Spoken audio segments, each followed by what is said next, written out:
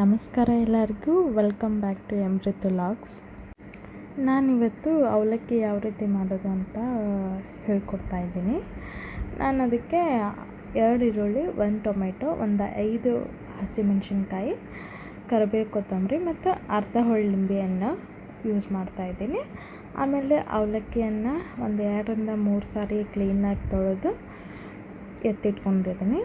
ಅದಾದ ನಂತರ ಒಂದು ಪ್ಯಾನನ್ನು ಬಿಸಿಗಿಟ್ಟು ಪ್ಯಾನ್ ಕಾದಾದ ನಂತರ ಎಣ್ಣೆಯನ್ನು ಹಾಕಬೇಕು.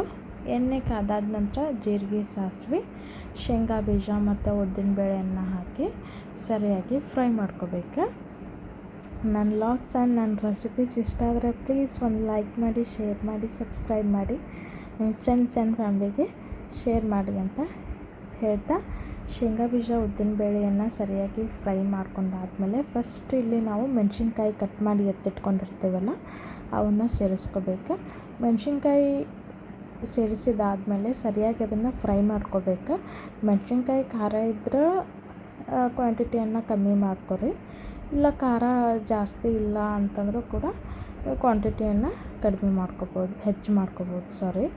ಆಮೇಲೆ ಈರುಳ್ಳಿಯನ್ನು ಸೇರಿಸ್ಕೊಂಡು ಸ್ವಲ್ಪ ಟೊಮೆಟೊವನ್ನು ಸೇರಿಸ್ಕೊಂಡು ಆಮೇಲೆ ಕರಿಬೇವು ಸೊಪ್ಪನ್ನು ಇದರಲ್ಲೇ ಹಾಕಬೇಕು.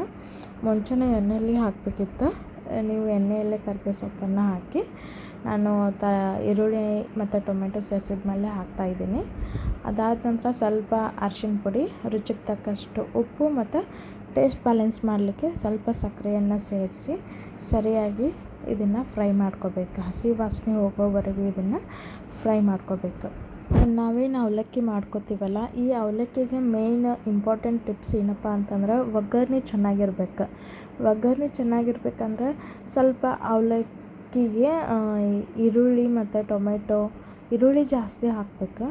ಆಮೇಲೆ ಟೊಮೆಟೊ ಹುಳಿ ಒಂದೇ ಒಂದು ತೊಗೋಬೇಕು ಟೊಮೆಟೊ. ಆಮೇಲೆ ನಾವು ಅದ್ರ ಜೊತೆಗೆ ನಿಂಬೂ ಕೂಡ ಆ್ಯಡ್ ಮಾಡ್ತೀವಲ್ಲ, ಸೊ ಹೀಗಾಗಿ ಹುಳಿ ಮತ್ತು ಖಾರ, ಉಪ್ಪು ಮತ್ತು ಅದ್ರ ಜೊತೆಗೆ ಈರುಳ್ಳಿ ಕೂಡ ಜಾಸ್ತಿ ಇತ್ತಂತಂದ್ರೆ ನಮಗೆ ಒಗ್ಗರಣೆ ಜಾಸ್ತಿ ಆಗ್ತೈತಿ.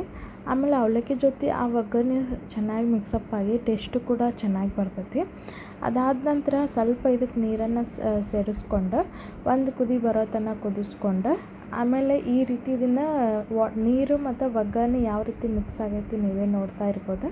ಅದಾದ ನಂತರ ನಾನು ಟೇಸ್ಟ್ ಮಾಡಿ ನೋಡಿದೆ, ಟೇಸ್ಟು ಕೂಡ ಪರ್ಫೆಕ್ಟಾಗಿ ಬಂದಿತ್ತು. ಟೇಸ್ಟ್ ಎಲ್ಲ ಪರ್ಫೆಕ್ಟಾಗಿ ಬಂದಮೇಲೆ ನಾನಿಲ್ಲಿ ತೋಯಿಸಿ ಎತ್ತಿಟ್ಕೊಂಡಿದ್ನಲ್ಲ ಆ ಅವಲಕ್ಕಿಯನ್ನು ಫಸ್ಟ್ ಕೈಯಿಂದ ಉದುರಾಗಿ ಮಾಡ್ಕೊತೀನಿ. ಬಿಕಾಸ್ ಅದು ಹಸಿ ಇರ್ತಾವಲ್ಲ, ಅವು ಸ್ವಲ್ಪ ಅಂಟಂಟಾಗಿರ್ತಾವೆ. ಅಂತಂದ್ರೇ ಗಂಟಾಗಿರ್ತಾವೆ. ಕೈಯಿಂದನೇ ಉದುರು ಮಾಡಿಕೊಂಡೆ ಅದಕ್ಕೆ ಒಗ್ಗರಣೆ ಒಳಗೆ ಆ್ಯಡ್ ಮಾಡಿಕೊಂಡು ಅರ್ಧ ಹೋಳು ಲಿಂಬೆಯನ್ನು ಆ್ಯಡ್ ಮಾಡ್ತಾಯಿದ್ದೀನಿ. ನಾವು ಮುಂಚೆನೇ ಟೊಮೆಟೊವನ್ನು ಆ್ಯಡ್ ಮಾಡಿರ್ತೀವಲ್ಲ, ಸೊ ಹೀಗಾಗಿ ಅರ್ಧ ಹೋಳು ಲಿಂಬೆಯನ್ನು ಸಫಿಷಿಯೆಂಟ್ ಅನ್ನಿಸ್ತದೆ.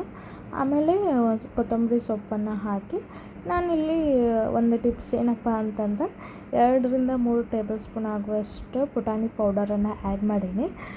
ನನಗಿದು ಟೇಸ್ಟ್ ಭಾರಿ ಅನ್ನಿಸ್ತದೆ, ಯಾಕಂದ್ರೆ ಒಂಥರ ಸ್ವೀಟೂ ಬರ್ತದೆ, ಖಾರನೂ ಬರ್ತದೆ, ಹುಳಿನೂ ಬರ್ತದೆ. ಉಪ್ಪು, ಖಾರ, ಹುಳಿ, ಉಪ್ಪು ಮತ್ತು ಸಕ್ಕರೆನೂ ಆ್ಯಡ್ ಮಾಡಿರ್ತೀವಲ್ಲ, ಮಸ್ತ್ ಟೇಸ್ಟ್ ಬರ್ತೈತಿ. ಒಂದ್ಸಲ ನೀವು ಇದೇ ರೀತಿ ಈ ರೆಸಿಪಿಯನ್ನು ಟ್ರೈ ಮಾಡಿ ನೋಡಿರಿ.